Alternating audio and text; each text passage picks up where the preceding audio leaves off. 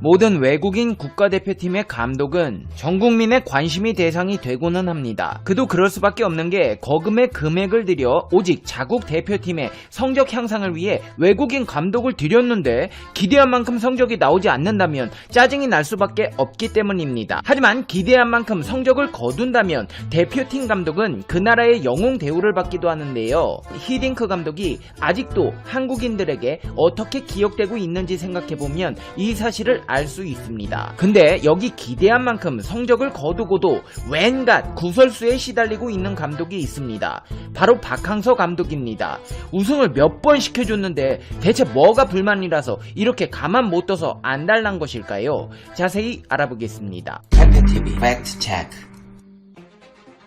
베트남 축구협회 뭐가 불만인지 모르겠지만 박항서 감독의 신기를 못 건드려 안달난 것 같습니다. 작년 베트남 축구협회는 필립 트루시의 전 일본 감독에게 19세 이하 베트남 축구 대표팀의 지휘봉을 맡겼습니다. 트루시의 감독은 한일 월드컵 때 일본을 이끌었던 일본 대표팀 감독이었습니다. 박항서로 외국인 감독 재미를 본 베트남 축구협회가 이 필리프 트루시 전 일본 대표팀 감독을 고용해 19세 이하 축구에서도 돌풍을 일으키겠다는 노림수였는데요. 뭐 좋습니다. 일본 대표팀 감독이었건 뭐였건 박항서 감독은 자신이 맡은 팀만 열심히 지도하면 되는 겁니다. 신경 쓸 필요 없습니다. 근데 어이없는 기분이 드는 건 시덥지 않은 정치질로 활용해 박항서 감독의 심기를 건드리고 있다는 것입니다. 최근 필리프 트루시 감독은 베트남 축구협회 모임에서 박항서 감독에게 친선 경기를 제안했습니다. 말이 친선 경기지 박항서 감독을 도발하는 것이었습니다. 트루시 감독은 잃을 것이 없습니다. U19 대표팀이 U22 대표팀에게 지는 것은 어쩌면 당연한 일입니다. 저도 본전이고 이기면 일본 전 국가대표팀 감독이 U22 대표팀을 맡고 있는 베트남 축구의 상징 박항서를 무너뜨렸다는 보도로 도배될 것이 뻔하기 때문입니다. 박항서 감독은 당연히 이를 거절했습니다. 뭐 얼마나 잘하길래 이렇게 시건방을 떠는지는 모르겠지만 친선경기 제안할 수 있습니다. 친선경기까진 좀 그렇고 비공개로 연습경기 삼아 한번 할 수 있습니다. 축구팀이 축구하는 건 당연한 일입니다. 근데 문제는 트루시 감독이 이런 사실들을 언론에 퍼뜨렸고 이렇게 언론에까지 알려진다는 것은 비공식적으로 베트남 축구협회에서도 관여하고 있다는 것을 시사하는 것인데요. 아니나 다를까 떡밥을 잡은 베트남 언론들은 신났습니다. 대체 왜 베트남 감독들끼리 우호적이지 않은 이유가 무엇이냐며 보도들을 쏟아냈는데요. 이는 자칫 박항서 감독이 전 일본 국가대표팀 감독이 맡고 있는 19세 이하 대표팀이 무서워서 피했다는 인식을 줄 수 있기 때문에 좀 더 신중하게 접근해야 하는 보도였습니다. 상황을 종합해보자면 한마디로 박항서 감독은 가만히 있는데 베트남 축구협회와 전 일본 국가대표팀 감독, 베트남 언론들이 상황을 만들어 멀쩡한 사람 바보 만들고 있다는 소리입니다. 이를 두고 우리나라 네티즌들은 격양된 반응입니다. 박항서 감독은 무슨 미련이 남았을까? 이제 귀국합시다. 박항서 감독님 더 이상 감독직 연연하지 말고 그냥 떠나세요. 한국인 호구로 봅니다. 베트남 축구 종말은 오고 있다. 박항서 감독님은 지금 돌아와야 합니다. 베트남은 용서해선 안 됩니다. 은혜를 모르는 베트남 사람 박 감독님을 한국으로 모셔와야 합니다. 베트남에 진출한 우리 축구 감독 및 코치진 분들은 집에 보리쌀 서말 있으면 베트남을 떠나셨으면 합니다. 이젠 하다못해 망둥이까지 깝치는 판에 굳이 몸담을 필요가 없을 것 같네요. 잘해줘봤자 뒤통수나 치고 은혜도 모르는 나라임. 제발 우리나라 기업들도 박항서 감독님도 손절하고 나왔으면 좋겠다. 배은망덕한 인간들. 베트남의 배은망덕한 행보는 이번이 처음이 아닙니다. 실제로 박항서 감독이 베트남에서 우승을 거두었을 때도 베트남 네티즌들은 다른 나라라면 성공할 수 없었을 것이다. 베트남 축구는 스스로 발전한 것이지 감독의 역할은 일부다. 베트남 유소년 축구 시스템의 결과다. 돈 때문에 재계약하는 거지 무슨 베트남을 위해 남아있냐.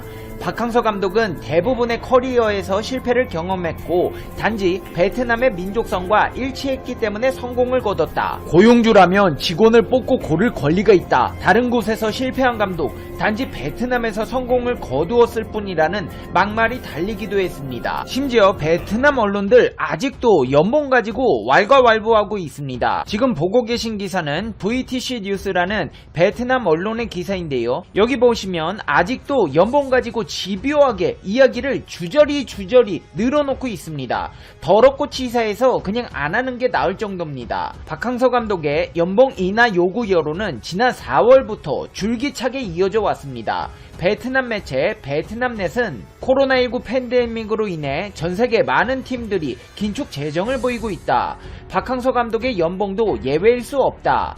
코로나19로 인해 일상생활에 심대한 타격을 입었다. 특히 축구의 경우 대회가 계속 연기되거나 취소되고 있다. 경기 침체가 계속되면서 각 구단이나 협회가 어려움을 겪는 가운데 선수들과 코칭 스태프들의 임금 삭감은 불가피하다. 실제로 유럽의 바르셀로나는 선수단 연봉의 70%를 삭감하기로 했고 바이에른 뮌헨, 유벤투스 등의 B클럽 선수들도 임금 삭감에 뜻을 모았다. 박항서 감독은 베트남 축구협회로부터 올해부터 내년까지 월급 5만 달러 약 6,140만원을 받는다. 그가 연봉을 삭감하는 것이 쉽진 않겠지만 협조를 원한다고 요구했습니다. 실제로 바르셀로나는 선수당 평균 연봉이 937만 파운드 약 145억 원으로 전세계에서 가장 많은 돈을 받는 구단입니다.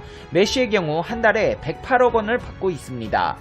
베트남인들은 세계에서 가장 연봉을 많이 받는 구단과 비교해가며 박항서 감독이 연봉을 자진 삭감하지 않는다고 땡깡을 부리고 있다는 것입니다. 실제로 최근에 나온 기사만 해도 기사를 작성한 말본새가 상당히 거슬립니다. 코로나 전염병이 전세계에서 발발하기 시작한 올해 초 특히 베트남 축구연맹의 맥락에서 언론에 의해 박항서 코치의 연봉 인하 문제가 제기되었다. 그러나 박 씨는 고개를 저었다. 한국 코치 대표는 베트남 언론에 긴 편지를 보내 박항서 코치에게 연봉을 줄이도록 요청하는 것은 좋지 않다고 밝혔다. 이동주는 한국 코치를 포함한 세계 지도자들의 많은 사람들이 급여를 줄이지 않았다는 사실을 언급하며 임금을 줄이는 대신 헌신할 방법이 있다고 말했다. 실제로 베트남 언론사에서 작성한 기사 내용입니다. 박항서 감독은 코로나19로 시리에 빠진 베트남 국민들을 돕기 위해 5,000달러 약 605만원을 기부한 바 있습니다. 베트남 근로자의 월 평균 임금이 약 550만 동 27만원인 것을 고려했을 때 결코 적은 금액이 아닙니다. 베트남 언론에서는 이 선행을 가지고도 집요하게 연봉 인하를 요구했는데요. 봉사활동가 기부를 한 박항서 감독의 씀씀이에 팬들이 감탄했다면서도 스스로 제2의 고향이라고 여긴다고 밝힌 만큼 자진해서 임금 삭감에 동참해야 한다고 밝혔습니다. 베트남넷은 50% 삭감을 했던 니시노 감독의 사례를 들며 만약 박항서 감독이 연봉 삭감을 동의하지 않는다면 베트남 축구협회도 그와 협상을 통해 어려움을 공유해야 한다고 주장했습니다. 이제 페페TV의 결론입니다. Conclusion. Pepe TV. 와 진짜 짠내가 여기까지 진동을 하네요. 애초롭습니다 진짜. 계약을 해놓고 이렇게 연봉을 깎으라고 하는 건 무슨 심리예요. 이쯤 되면 베트남 언론에 베트남 축구협회가 압박을 가하고 있다고 밖에 설명이 안 되는 것 같습니다.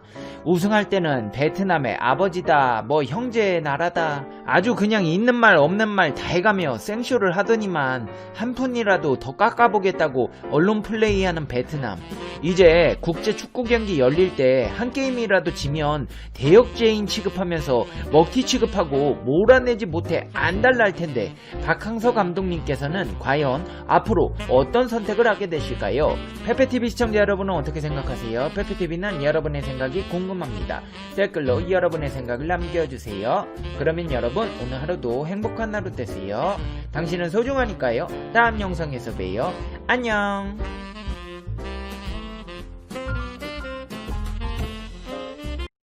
중국의 영토 확장 야욕, 그 끝은 어디일까요? 이제는 온갖 신박한 방법을 동원해 흑심을 드러내고 있습니다. 중국은 동남아시아 국가들과 영유권 분쟁을 벌이고 있는 남중국해 암초와 산호초를 인공섬으로 만들어 군사기지화하고 있습니다. 활주로를 건설하고 세공 무기를 쏙쏙 배치하고 있죠. 사실 중국의 이런 행보는 2015년 무렵부터 시작되었고 현재의 형태를 거의 갖추게 되었습니다. 스프트레틀리 제도, 중국명 난사군도의 피어리 크로스와 파라셀 제도, 중국명 시사군도에는 활주로, 경납고, 레이더 기지, 대공포 시설과 더불어 전투기 및 폭격기가 배치되어 있습니다. 섬을 완전히 요새화한 것이죠. 인공섬뿐만이 아닙니다. 지난 10월 티베트 자치구 변경 지역에는 새로운 마을 하나를 건설했습니다. 20여 채의 집이 지어졌고 새로운 도로가 건설되었습니다. 중국 국경절에는 주민 100여 명이 국기를 들고 축제를 즐기는 모습도 목격되었습니다. 이 변두리 지역에 들어선 마을에 3개의 이목이 쏠리고 있습니다. 이유는 이곳이 중국과 부탄의 경계에 있는 도클람 지역이기 때문입니다. 현재 이 지역은 인도와 중국이 대립하고 있는 곳으로 부탄이 치료 지배하고 있습니다. 중국이 느닷없이 부탄 영토를 자신의 영토라고 주장하면서 마을을 만들어버린 셈이죠. 부탄의 입장에서는 속이 타들어가겠죠.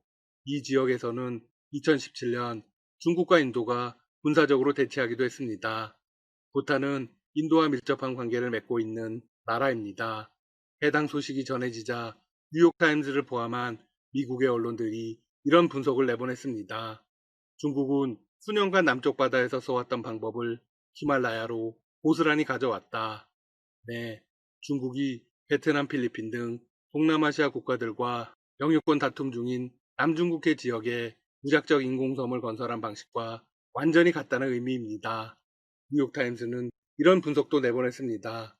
중국은 영토 분쟁에서 유리한 위치를 점하기 위해 일단 발을 들이민 후 이웃 국가의 영유권 주장을 철저히 무시하는 방식을 취하고 있다. 국제적인 깡패와 같은 행태입니다. 엄연히 주인이 있는 땅을 멋대로 빼앗고 있는 것입니다. 사실 인도와 정면으로 맞붙은 라다크 가랑 계곡도 마찬가지입니다. 지난 6월 중국군과 인도군이 이 지역에서 부딪히며 엄청난 사상자가 발생했습니다. 이 사건 이후 두 나라는 관계를 끈다시피 하고 있죠. 사건이 발생한 원인은 당연히 중국입니다. 중국군은 인도군이 주둔하고 있던 지역에 멋대로 진을 친 것입니다.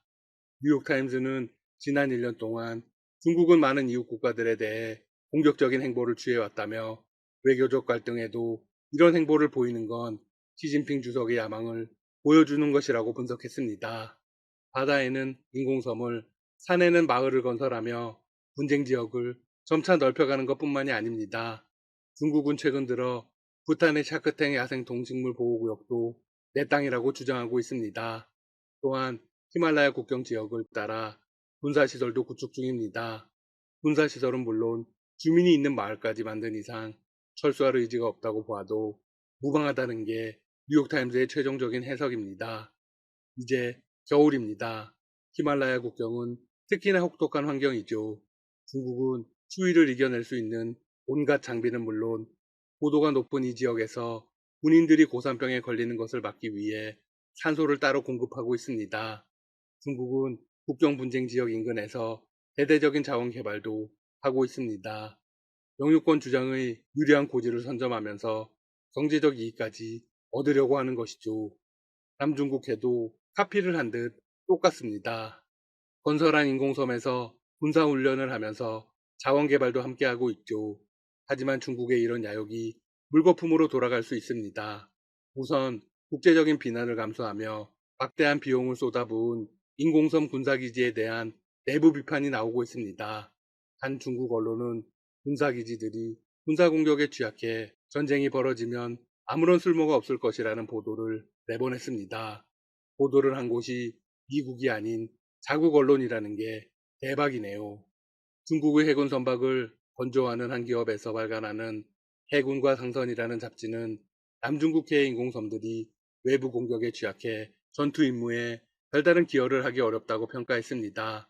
그러면서 본토와의 먼 거리, 작은 면적, 제한된 활주로 능력, 공격받을 수 있는 다양한 경로 등을 결정적인 약점으로 꼽았습니다. 예를 들어 피어리 크로스 인공섬의 경우 중국 본토의 가장 가까운 기지로부터 1000km나 떨어져 있어 가장 빠른 전투 지원함이 도착하는데도 20시간 이상이 걸립니다. 너무 멀다 보니 중국의 최신의 전투기를 배치할 수도 없습니다. 게다가 활주로가 하나뿐이라 하역이나 제거뷰를 위해 활주로에 머물러 있으면 다른 비행기는 뜨고 내리지 못해 전투 상황에서는 아무런 구실을 못합니다. 인공섬은 너무 작고 평평해 은폐 및 엄폐도 불가능합니다. 따라서 장비와 보급품을 보호하는 것도 어렵습니다. 내부 비판뿐 아닙니다. 미국의 강력한 억제 구상에 따라서 모든 행보가 중단될 위기에 놓였습니다. 미국 의회는 2021 회계년도 국방 예산안에 태평양 억지 구상 항목을 신설하고 22억 달러, 우리 돈 2조 4천억 원을 배정했습니다. 목적은 대놓고 중국을 견제하기 위해서입니다. 바이든 행정부의 출범을 앞두고 미 의회가 중국에 한층 더 강경하게 대응할 필요성을 초당적으로 주문한 셈입니다. 이에 따라 미 국방장관은 인도태평양 지역에서 미국의 태세 및 방어 능력을 증진하고 동맹을 확실히 하기 위한 계획을 수립해야 합니다. 계획에는 미군 주둔 병력의 현대화 및 강화 등이 포함됩니다. 국방장관은 관련 보고서를 2021년 2월 15일까지 의회에 제출해야 합니다. 한편 일본이 대중 견제를 위해 영국에 이어 프랑스 해군과도 공중국해에서 연합훈련을 한다는 소식이 전해졌습니다. 산케이 신문이 지난 6일 보도했죠. 미국 정권 교체기에 연합전선을 확대하며 전방위적인 중국 압박에 나섰다는 분석이 나옵니다. 일본은 미국, 프랑스와 함께 내년 5월 규슈와 대만 사이에 활모양으로 펼쳐진 섬들인 난세이 제도 무인도에서 함정과 상륙부대 훈련을 진행합니다. 프랑스 해군이 사관 후보생을 태운 헬기 탑재형 수륙 양용함과 프리기탐으로 구성된 훈련함대인 잔다르크를 내년 5월 일본에 기항할 계획인데 이를 계기로 3국이 사상 첫 연합훈련을 한다는 것입니다.